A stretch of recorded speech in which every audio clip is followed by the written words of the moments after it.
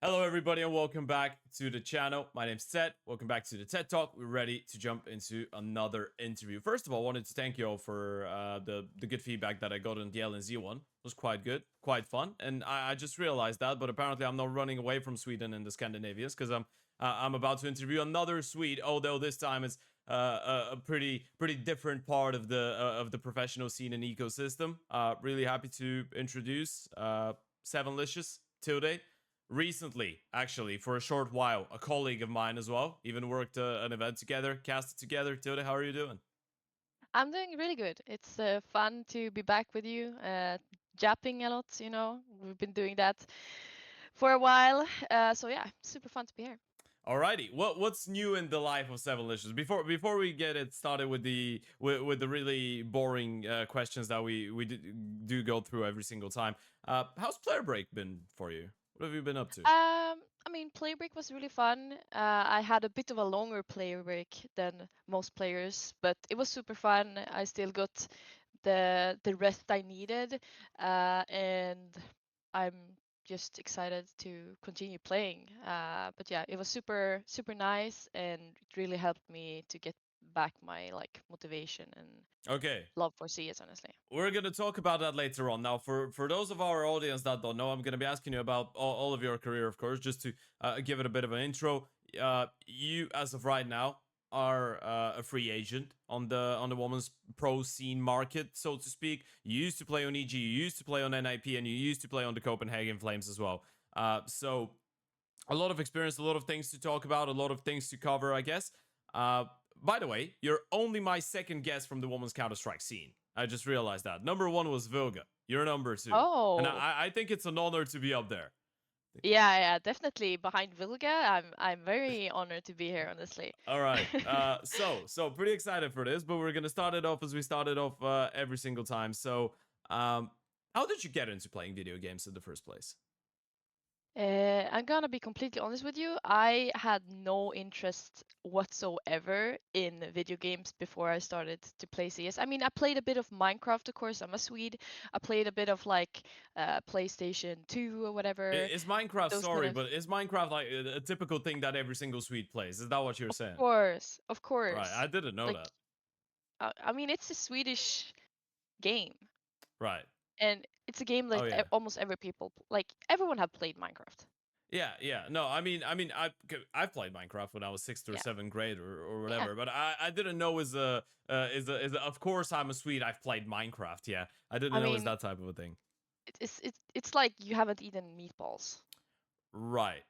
Yeah, Sure. Yeah, yeah, getting Swedish culture. So starting to play yeah. Minecraft, and how do you make the transition into starting to play Counter Strike? When does Counter Strike get Uh, introduced? yeah, it was actually my brother that he made me play this game with him. He forced me sort of to just like try it out and play with him, Hmm. and I tried it out and I got like hooked the moment I started to play. I'm like, what the hell is this? I need to become the best in the world on this. Like I felt like that the first time I like actually touched the game. I'm like, oh my god, this is this is it almost. All right, and are you in general a competitive person? Like, were you, for example, into sports beforehand? Was there a part of your character already, or is that something that you discovered via Counter Strike? Oh no. I've been trying like almost every sports out there. I've been like doing football, I've been doing Thai boxing, I've been doing uh almost I don't know, everything, but I never got that hooked. Like I think the longest I've done a sport is 2 years. Then I Hmm. just quit it because I don't think it's fun anymore. So but I always like every time I have these sports, I'm like, okay, I really want to become really good at this, and then I'm like, oh no, fuck it, next one. But with CS, I've been like hooked ever since I started playing. All right, So all right. And about what age are we talking right now? Did you have to balance it with studies initially? I imagine, of course, initially you started playing for fun, but when was the time when you actually decided that you wanted to try and, as you said, become the best in the world, but not only to satisfy your ego and self motivation, I guess, in a way, but to actually make a living out of it? When did you get introduced to actually realizing there's a professional scene, or did you already know that before you started playing? I mean, I started playing 2016 when I was 16, um, and I knew that I wanted to become really good, but I didn't really knew that it was a scene. I definitely didn't know there was like a women's scene. Hmm. I was just like I was basically just playing with friends, and like that's what's was my way that I thought was that I would become good basically. Uh, but then I continued playing, and I don't honestly don't remember how it happened, but I think it was in 2020 Sure. I got in contact with Copenhagen Flames, Yeah. and that's when it all started. Before that, I also was on a mix LAN with some girls on Copenhagen Games, just Right. like mixing and playing. But it wasn't like actual pracking. That was the first time I pracked and had an organization behind my back where we could go to boot camps and LANs, etc. So I think that's like the first time I got to start to play for real and not Sure. only because in my mind before that I was like, okay, I'm just gonna play a lot of pugs, and that's gonna make me better, which is also true, of course. But yeah, definitely helped when I started to get in a team environment. One thing that I'm really interested in. So obviously you're Swedish, right? We already mentioned that a couple times, not only because of the Minecraft, but when you start playing around 2016, 2017, those are some of the best years for Fnatic and NiP. Well, I guess after the initial CS:GO streak of NiP, right? So Swedish Counter Strike was actually on a pretty high level back then, right? So not that it's too low now, but you know what I mean. Um, Yeah. through your perspective, you must have been, you probably were pretty familiar with what was going on. Was there a moment of hesitation seeing that? Because you pointed out that at the start you had no idea there was a women's scene in Counter Strike. So was there that moment in your mind where you were kind of hesitant on whether you'd be able to actually make a living and play on tournaments like the ones that you were watching, let's say NIP and Fnatic play, because you didn't know the women's scene existed? You know what I'm asking, right? Back in the day, let's say this is almost 8 9 years ago, right? Women's Counter Strike and in general, women esports weren't as developed. I mean, men's esports weren't as developed, but nothing was as developed. So, was there a moment of hesitation for you to actually decide to dedicate yourself into it? Did you really believe that there would be a sustainable enough ecosystem for you to justify dedicating your life to that? I mean, I always thought I would be able to do it. I just didn't know how. Like in my mind, I was like, okay, I'm just gonna try to play with the boys or whatever. Like Right. I didn't really understand it was like two kind of different scenes in that way. Uh, but honestly, like I think if I was 16 now, I would have like such a more easier way into the competitive scene, Sure. because my way into the competitive scene was very slow if you compare it to like new players. Like I know players now that only played CS for like 1 year and they're already in a team. So I think definitely my path would have been like a bit faster if the scene was more like developed. Sure. Uh, but in my way, like for me in that moment, I didn't like there was no other options basically. So I was just like I just did my thing and hope for the best. I didn't really doubt myself, but also I didn't really even understand how I don't know how to explain it, like how hard it would be basically. Okay, what would you say were the main differences? Because you make a really good point, and this is something I was gonna ask you. Nowadays, it's a lot easier for, and that's for everyone, right? That's not talking about men's scene or women's scene or whatever. It's a lot easier to actually get some exposure, learn things, play a lot more Counter Strike, practice. There's a lot more, I guess, leagues on ESEA, a lot more possibilities and teams to prac against. What were the main differences, though? We're talking about women's Counter Strike now specifically. The main differences between the scene now and the scene back then. What made it a lot harder back then for you to actually get into playing on a higher level, even when you're talking about those domestic clans? I guess probably this was the highest level that you could get, right? Yeah, definitely. I mean, I think we should thank, of course, ESL Impact a lot for it, because they sort of saved the Sure. women's scene, especially with Valorant coming in and like a lot of CS players switching to Valorant, because where that's where all the all the tournaments and competition were.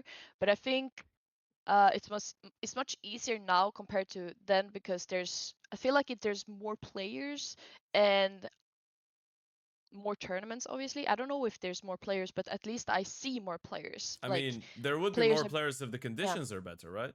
yeah, yeah, definitely.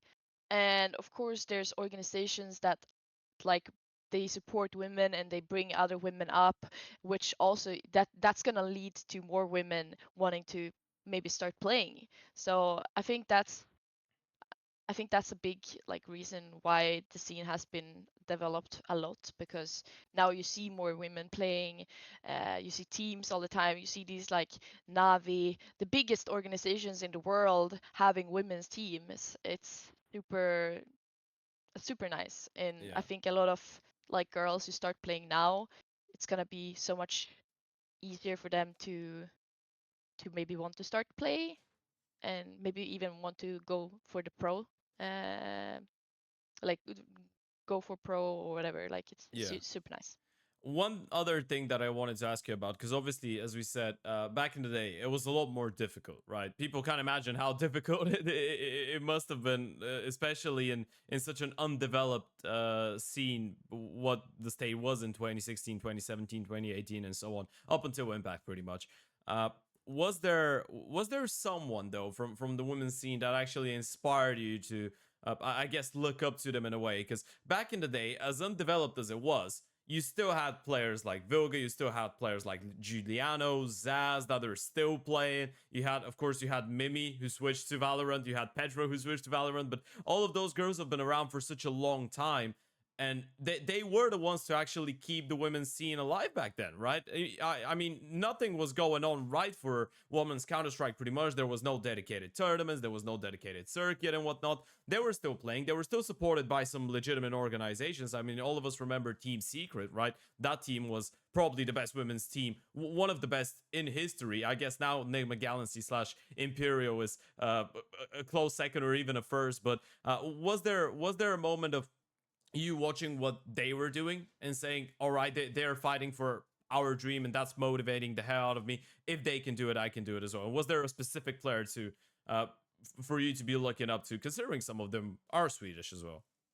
Yeah, I mean, honestly, I I knew Giuliano and Sass, they were both playing when I started playing, but I Sure. didn't honestly know about them until I was like already in the scene, sort of. All right. Uh, or I mean, I knew about them, but I don't know, like I didn't really know that much, honestly, because I was so much in my own like pug bubble, like in that bubble. I was super late into the competitive scene. I barely on like I only knew about like the male scene and I was looking up to like the players there. Uh, so I wouldn't say I had like a big inspirational player back then, but I have one now though, and that's Vilga, All because right. she's she's a she's a boss and she's Apparently, super I'm inspiring. choosing my guests on the panel really nicely. So one Yeah. one of them is one of the most legendary IGLs. The other one is a player who's the biggest fan of the first. So all Yeah. right, all right. You gotta tell me who's your fan next. So I'm gonna invite someone who's a fan of yours, a player that's a fan of yours next. But yeah, I mean, Vilga's a really nice shout. I mean, it's pointless for me to give my opinion on it because I mean I invited her on the panel, so Yeah. apparently I like what she does and respect it a lot. But with that being said, you mentioned that you've been focused on Pugging quite a lot, and that's another thing I guess to discuss. From starting to play Counter Strike, which is 2016, until you officially got announced on the Copenhagen Flames, joining the organization, that was 6 years. That was 2022 when you actually got announced on HLTV. So, do you want to tell me that throughout this entire time you just played pucks and every now and then you played local LANs in Sweden? Yeah. Yeah, that's pretty much it. I mean, I think for me, it's I I feel like pugs helped me a lot because I always been like super competitive, and for me when I play pugs, especially back then, like now I can like play pugs and chill, and like just have fun. But Sure. back then it was like I played pugs to get good, and to win, basically. Of course, I still play to win and get good, but you feel like it's a bit different now because now you have an actual team to practice with, and then you can chill a bit with pucks, you know.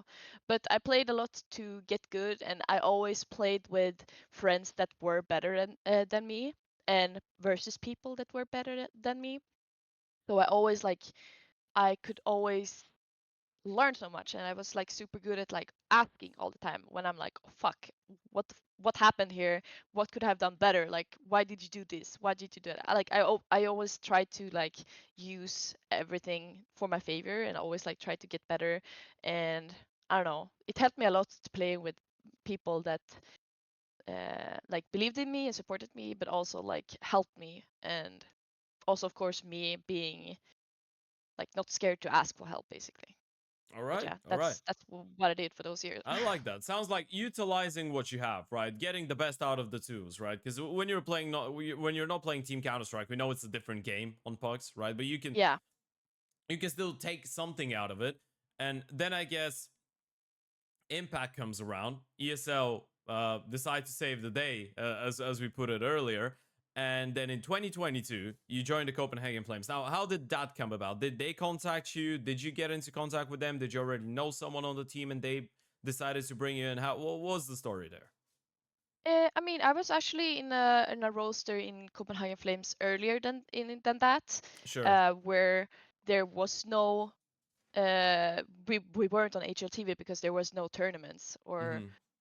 like things like that. But we were, so they already knew about me, and we chose to not continue playing together because the people in the team had a bit different goals, and it like because there was no competition basically. So we took a break on that, and then I think, I don't know, a couple of months or so after, ESL got announced, and that's when Copenhagen Flames wanted to like build a new roster. And then we had the main core from the first roster, and then we added some new players. Yenkon was one of them, Yeah. in the new core basically.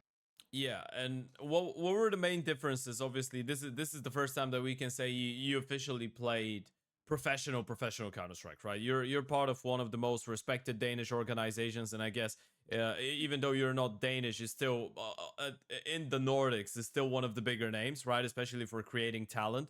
Uh, Copenhagen Flames as well. Before you joined a couple years back, was one of the best women's teams in the world, right? We mentioned players like Mimi, for example. She played on that team. Vilga as well was part of that core for a certain amount of time, even though it might have been under different organizations. But all in all, did you feel like now you were taking things to the next level? And what was different? Even were there differences in your routine, the way that you were approaching stuff, your mental, let's say, focus towards everything? Yeah, definitely. I think it felt much more serious. I always been a super serious person about CS, but now it was like I felt really proud to be able to uh, what's the word, represent a really big org. For me, like I never done that before. I've had some like super small orgs in Sweden before, but that was the first like big org. It was international. I got merch. We had our own coach. It was like a whole new Mm, world, and I was of course super happy. And I think like even now playing like in so many teams, I think that was like one of the teams I had so like the most fun in, honestly. We had super fun, and I also like it's my first real team, so it's always gonna have a place in my heart, you know. But yeah, it really opened up a door for me, and even though I've been like super serious before, this helped me to utilize more and like play like it helped me to get uh, I don't know, help on how to get even better, and not only pugging, of course, like watching demos, having a coach, uh, tracking, and all those kind of stuff. So yeah, it was really nice to get into that. Unfortunately, it didn't last long, though. It lasted for only Yeah, 4 months. So, what led to you parting ways with the organization, then deciding to join, obviously, NiP Impact? I think it was called back then, and it still is, I believe. Sorry, yeah. but yeah, decided to join NiP, which was an entirely international project now, in comparison to, I guess, in comparison to what you had on the Copenhagen Flames. So, yeah, what led to your stint with the Flames being so short, and tell me a little bit about NiP and your time there, because if I'm not mistaken, you didn't actually you spent a couple months on NiP, but you guys didn't play in a single official on HLTV, I believe. Yeah. Uh, it's regarding Copenhagen Flames. It was a bit of a disagreement between me and another player in the org, I would say. We Sure. couldn't really, like, yeah, it's a really good organization, but we couldn't really get the support that we needed to play like full time, with both me and this player like living alone and having to pay rent, etc. We all had to have like part works, etc. It's still normal to have part works, of course, in a lot of women's team. But yeah, so I think it was a bit of a disagreement, and also, of course, some problems. So yeah, it it was short, but it was super fun, and I learned a lot. And yeah, regarding NiP, we didn't play a single, like we played ECA Open. That was it. Then they decided to change the roster. Right. And I want to ask you something, because NIP is, I mean, I've got mixed feelings, right? NIP has been one of the more interesting organizations in the last couple of years. And I guess we're saying that before we get into the EG part of things. So that sounds a little bit silly. But uh, did you feel, because around that time when you were in NIP, there was actually all of that really odd decision making happening that ended up continuing for the next, let's say, year and a half, 2 years almost, but that was around device time. That was around when they were just promoting ZTR to the main team, down to the academy again, LNZ into the main team, back to the academy, sign another guy, sign another guy. Did you feel any of that odd energy in the organization, a little bit of chaos, even on your side of things, where you don't directly actually work with the men's team? I mean, yeah, definitely. I think that this was a fun thing with NiP, actually, because we were really connected to all the teams. Like, for example, I knew like everyone in Young Ninjas because they're friends of mine, or like Sure. the old players, or the players before, of course. So we were really connected to them. But then we also got to know the main team, because we have these kind of days where they like flew every member of all the different teams to have like workshop and talk about CES, which was super fun. So I really appreciate that. So we were like pretty close to the teams, I would say. But yeah, I think back then, I think they've really been really good now with Erik taking over Hmm. like all the decisions. But back then it was really chaotic. I'm not gonna lie. Like, I don't want to flame, but it was really chaotic, and I think they know it now too, that it was a bit weird decision to like kick 3 players and the coach just a couple of months after bringing in the team. I don't agree with the decision, but in the end, I'm happy it happened, because I got the chance to play with EG, which also didn't go super well, but it's still a nice experience. So Before yeah, we it get was, into EG, yeah. I want to ask you one more thing, because you pointed out you did a lot of workshops with the main team and the academy team. Was there specific people that helped you out the most with, let's say, learning about how you want to approach Counter Strike, learning how you want to behave in certain situations, how to be a professional, especially on the main team, because you're talking about all those workshops. That means that you had workshops with people like Res, Device, Hampus, all of them players that you can probably learn a lot from. Yeah, I wouldn't say I had like personal conversation, Sure, except with like maybe Hampus, but that's also because that's a friend of me. But sure, in with these days, but I think Alexi Bea, I remember him saying like okay. really good stuff when we were like having workshop everyone together. Like I remember we were talking, and we would like we got these different questions that we would answer, and he answered, and I'm like, fuck, that's what I was thinking. So I was like, that this is nice. uh, but yeah, I don't think I had any like personal, uh, like not a personal relationship. I would say it's more like we're there, everyone together, and everyone is doing their best to help each other. But yeah, not more than that. Okay. Then we can start talking about EG. This is where it gets really interesting. So, EG, back when you joined, that is 2023, I guess. That's around 1 year ago, right? 1 year ago, you were on EG. So, that was before they exited Counter Strike. How do you make the decision to join Evo Geniuses, considering you live in Sweden? EG's main core of the team was still American. It's not like they were building a European lineup. So for you back then, what, a 22, 23-year-old girl from Sweden, you're like, okay, you know what? I'm packing. I played on the Copenhagen Flames. I played on NiP. I'm just gonna go across the world into the US and just live and play there. So how did that come about? Was it a difficult? I'd imagine it wasn't an easy decision to make. I mean, for me, I always like I always been open to do stuff. Like I'm not how to say, like I'm not scared to do stuff, Sure. basically. But yeah, they contacted me, like their coach contacted me through Twitter and asked me to try out for them. And uh, first of all, I was like, yeah, sure, let's do it. But I didn't really expect much. First of all, like I didn't expect the level to be super high, because I know that like Europe is a bit higher level than America. Yeah. But yeah, I tried out with them, and I didn't really have any expectations, but I of course did my best, and it was really fun, and I liked the girls who played, and they were pretty, like they told me after, they were like pretty set on me like the first couple of times. And when I got the question, I was just like, guess I'm going to America, basically. Like, I don't know. uh, Maybe it sounds weird, but it was pretty obvious for me, honestly. Like,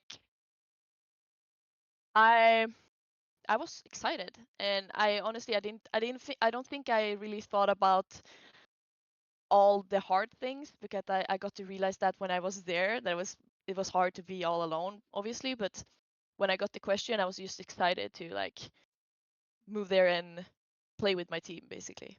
Okay, you mentioned. Also, Oh yeah. yeah. Also, I was pretty like I was really looking for revenge, of course. Like after NiP, I was like, okay, I'm gonna show them that they did a bad mistake. So I was like, I think revenge in one way is also like kind of a really big motivator. Sure. But yeah.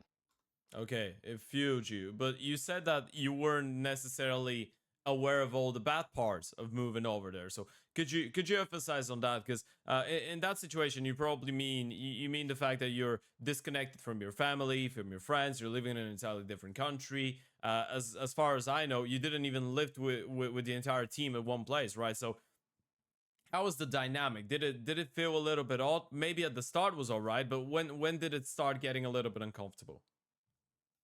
Um, I mean, it was a bit uncomfortable after a couple of months. With my teammates, I I love them so much.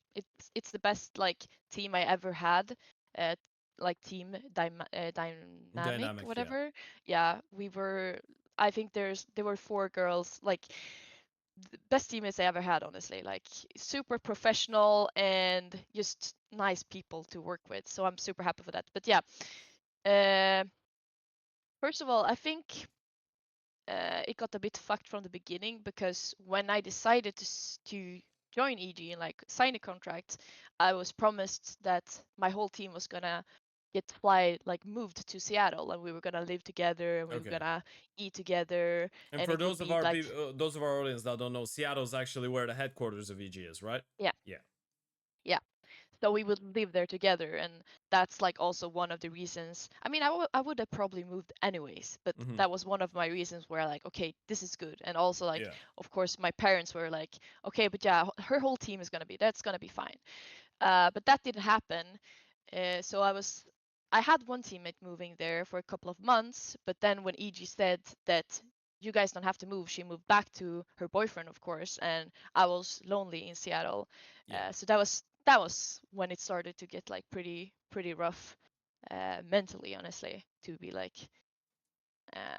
all alone there and just like basic playing CS 24/7. And what are you doing throughout that part to actually keep sane? Because it might not sound like such a bad thing, right? You go to Seattle, you play Counter Strike, you get a good old NA salary, everything's fine, right? But I remember, I think it was it must have been Complexity back when COVID was happening. JKS had a similar situation where he was constantly on the move, constantly sleeping in hotels, constantly alone because he's living in Europe, but everyone else from his team is actually has apartments and actually lives in Europe, so he's the only one staying at the hotel. All of that stuff was really, I guess, a main talking point, and it's something that oftentimes gets overlooked. So, what are you doing? How do you keep the balance? How do you stay sane in a situation like that? I worked out a lot at the gym. Honestly, like I don't think I would have. I think I would been real like in a really bad place mentally if I didn't work out that much, because like there's obviously like there's literally health effects from working out. It makes like it sends out good things in your body when you work out. So I did that, and I took a lot Would of you see walks. that, by the way? That sounds like creating a new a new reactor right there. Work it out has positive impact on your body. It's true though. It's true. But yeah, and I took a lot of walks, and I played. I don't think I don't know. I could probably handle it better, but I think one I kind of I don't know. Like I thought it was really hard to have contact with my family, so I like kind of isolated myself. Sure. I wouldn't have done it if I went there again. Like then I would probably have contact, but I isolated myself even more because it was like harder to have contact with everyone I know back in Sweden. Also, like of course the time difference, like 9 hours time difference. So, but yeah, I played a lot of CS. I worked out. That was my life. All right, and Pretty much. that was your life for a lot of months. Actually, that was your life for Yeah. nearly half a year. But then I guess I don't think even. Do you think from your perspective the EG team was actually going to the right direction? Because it felt like you guys got dropped by the organization the same time that they decided to exit Counter Strike. So it felt like it wasn't just a you thing where it's specifically directed towards the women's team not performing on a high level. It was an all around general decision coming in from the management, right? So do you feel like you were in Yeah. the right direction? And what was the discussion with the management like did you feel that odd dynamic that a lot of the people from the main team have spoken about in the women's team as well? Um, I mean, they were pretty open with us that it didn't have anything with our like the way we've been performing because we were a new team. Like we had some new players. Like we did a roster change. Hmm. So we were like basically a new team, three new players. But um, I mean, I personally didn't have any like bad uh, experience with the people in EG. Like the people I met that helped me, they were really nice actually. But I've heard a lot of the people higher up uh, and how they basically how they've been speaking about the players and stuff like that that didn't feel good when I was one of the players basically. But yeah, the people I personally had contacted, they were really nice. But yeah, it's the organization. I think uh, was not in a good place. All right, yeah, I mean, I guess that's a fair statement to make. I don't think anyone would argue with you on this one. But then EG comes to an end, and that's I guess the most interesting part of your career for me personally, because I don't want to say you go missing, but you stay inactive for around, let's say, 5 to 6 months without really playing too many officials, without appearing anywhere. So what's going through your mind back then? What was that, a much needed break after all that time that you spent in NA, and you just felt mentally that you had to give yourself a little bit of time to get back to I guess your normal state? Or was that you just not being able to get back to playing as much as you wanted to? I mean, I think it's a combination of both. Both. I think in one way, like me being away from the like European scene for so Sure. long. Like I was in EG for like 1 year, even though I only lived in America for 6 months. Uh, and also of course the break after, so it's like 1.5 year or whatever I was away. But yeah, uh, mentally I struggled a lot to like actually have the motivation for the game, honestly, because when I moved to America, I gave it my all, and to play also so many hours, it was pretty like rough for me to for it to like end the way it ended. So I think that was like really hard for me mentally, and yeah, I just needed a break. Like I didn't feel like I could sit hours to play CS. Like I just didn't have the I don't know. I just couldn't do it, honestly. Like I think I was a bit like burnt out from the whole situation, also like from being away from my family, and to get back, it was like it was rough too, because I was used to like doing everything alone, and then to go back to my family, I of course it was super nice, but it's also like I had to get used to that again, to like be around my family all the time, and like uh yeah, it was just weird for a situation, for a moment. But then I got a couple of months. Like yeah, it took a long time. I would say even like 5 or 6 months for me to just like have some pugging with friends, and to be like, okay, this is actually what I really want to do.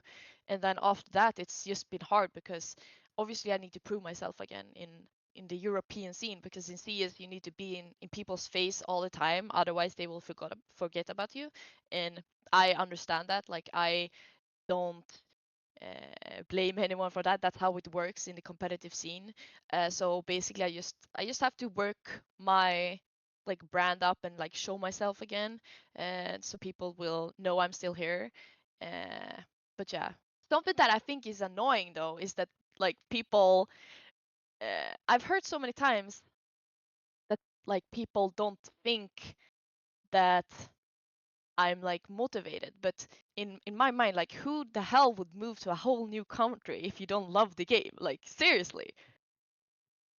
I mean, it does make a little bit of sense. So the message we're trying to send here is you're more determined than ever right now.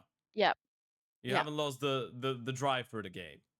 yeah, yeah. I mean, I do have a team now, like a mixed team, which Okay.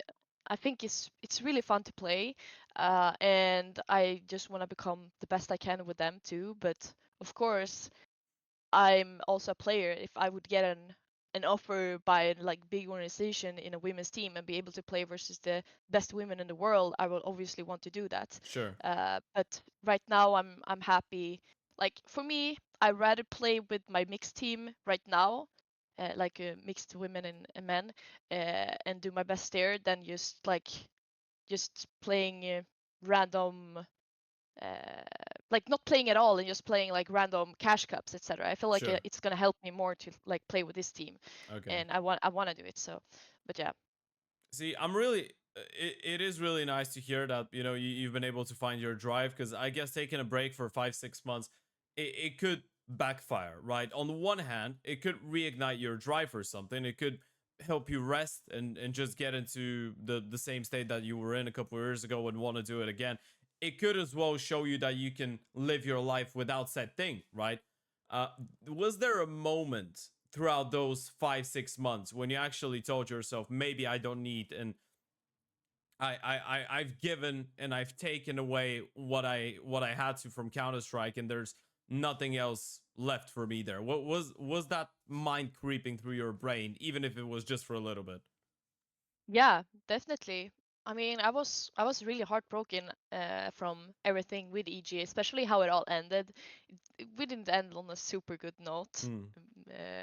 with everything happening, and like me being put in a really bad situation when they shut down. And yeah, I was doubting honestly a lot during that time, and I've also been a bit scared to like talk about that, because I don't want people to think that just because I was doubting then, it I'm not a worthy player You know now how or I whatever. how I like describing it, by the way. Before you say anything, I just want to put it out there. People that don't doubt themselves and that don't doubt anything, gotta take a look. Right. Yeah, that's true. It's. I mean, that's not me saying it. That's. I mean, it's a universal thing said by a lot of psychologists, a lot of big philosophers across the years. People that doubt everything and doubt themselves. That's a sign of intelligence. So Yeah. doubting yourself is something completely natural, especially when you're in a competitive endeavor, and this is or in a competitive ecosystem, and this is something really normal for pro players. It doesn't matter if we're talking about CS, about other Yeah. esports, about even traditional sports. It's a completely natural thing.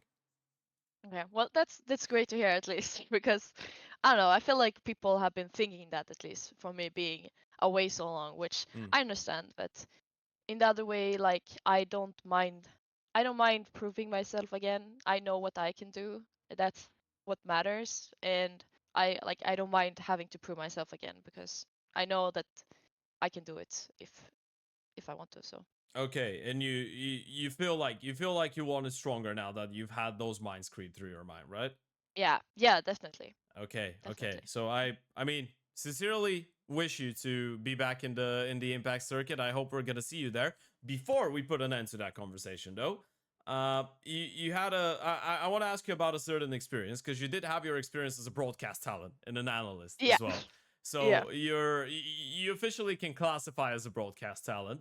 Obviously, you did analysis work at Impact, so that's Dallas, and you did Kato as well, I believe, right? Was it? Oh no, Uh, Yon Shopping. Sorry. Shopping. Yeah. Yeah. So talk to me about that experience. I mean, you've been playing for the last couple of years, and then suddenly ESL come to you and they're like, "Hey, you want to do some analyst work? Studios in your hometown want to come by and just be on the on camera." How did you find it? How was the entire experience? I'm just curious.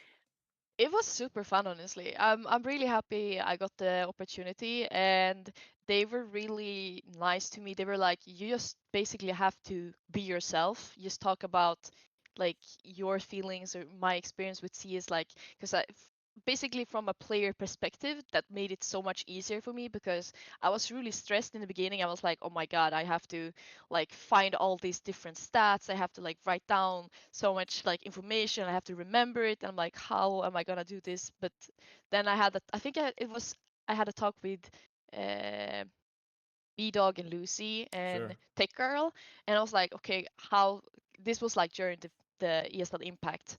And I was like preparing a bit for a challenge. I was like, how do I prepare myself the best? And they were like, just be yourself. And I'm like, fair. Okay, that sounds pretty easy. So, but yeah, both ESL Impact and Challenger, the group of people were just making it so much like easier and funnier. So I'm super grateful for that. And of course, it was like the days were super long, and my respect now for people in broadcast is like up here now. I'm like, holy, you guys do that. Like as a player, I'm only playing a BU3. You guys are costing like 500 BU3s, and it's yeah, my respect is super high for them. So I'm really happy for that experience.